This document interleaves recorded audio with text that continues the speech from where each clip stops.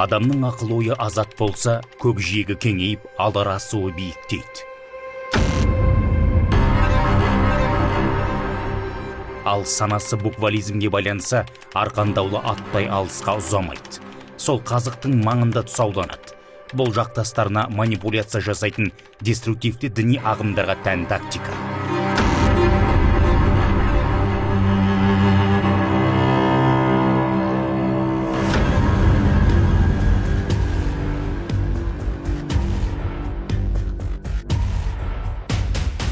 Серияның көп пайызы оқу жазу білмейді. Мысалы, яғни білім жоқ.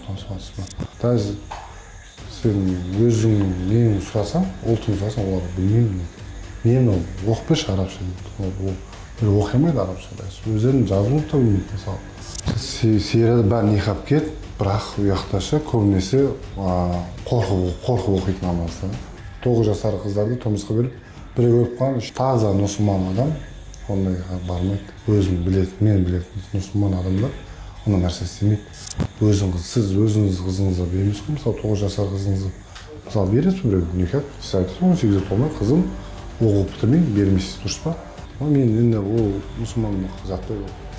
Бүгінгі Сирия осындай, қираған қала, бордай тозған халық. Бұл экстремистік идеологияның салдарынан бірнеше жылға созылған қарулы қақтығыстың нәтижесі. Ал дүрбелеңге дейінгі Сирия қандай еді? Шөлді аймақта орналасса да, экономикасы қуатты, әлеуеті тұрақты, әлемге ашық, зайырлы мемлекет болды. Көне өркениеттің кіндігі саналды. Жер жаһаннан жиналған надандар болса, сол құнды тарихи ескерткіштерді түгел құлатты.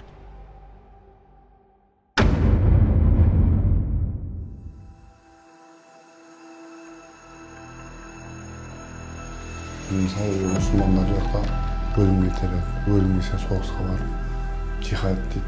Адам соғысады, өледі, болды, Аллахтың алды шахид деп айтады. Мысалы, сен білмейсің ғой, Аллахтың алды шахид қылды ма, ол қалай өлді, қалай не қылды мысалы да.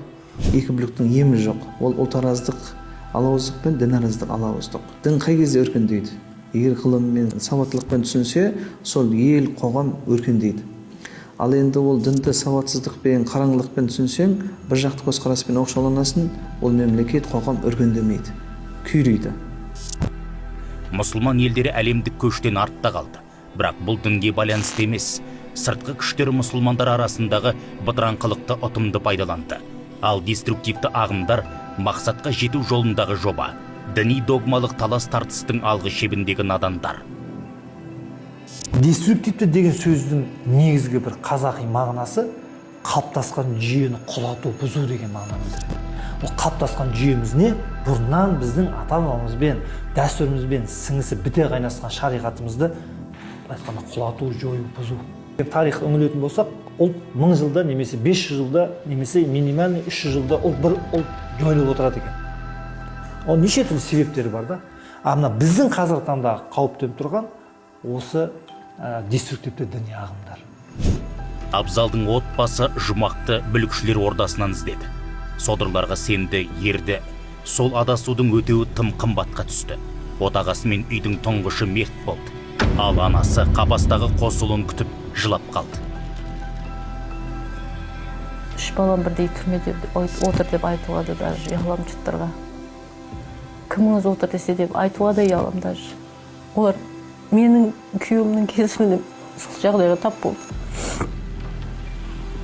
Ата-ана ретінде біз жауаптымыз мысалға.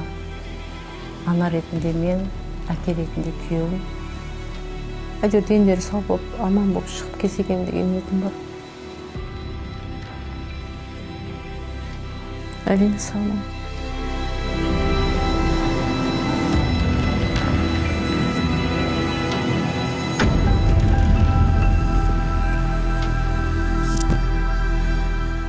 Радикал дінде қазір жүрген ағымдағы айтамын, әйелін орақ қойып, қыздарын орақ қойып мектеп бермейтін нәрсе емес. Первый үшін адамның өз нәпсісін тиіп, жүрегін, иманын жақсы ұстап, қызын мектепке беріп, не қылса, ол өте орынды деп білемін өз басымша. Мынау қоршаудан шығу керек та, мидың бәрі қоршаудан алып кеткен қазір. Бірінші білім болмай, сен ештеңе істей алмайсың. Ертең уже білім бермейсің уже ақырын поздно болады уже. Қазір Абзал Шымкент қаласы діни мәселелерін зерттеу орталығының мамандармен жұмыс істеп жатыр. Дерадикализация күрмеу қиын шара. Сондықтан теологтар да, психологтар да тартылған. Жалпы лаңкестікпен тіресте, радикалды идеологиямен күресте тұтас қоғам жұмылғанда ғана нәтиже болады.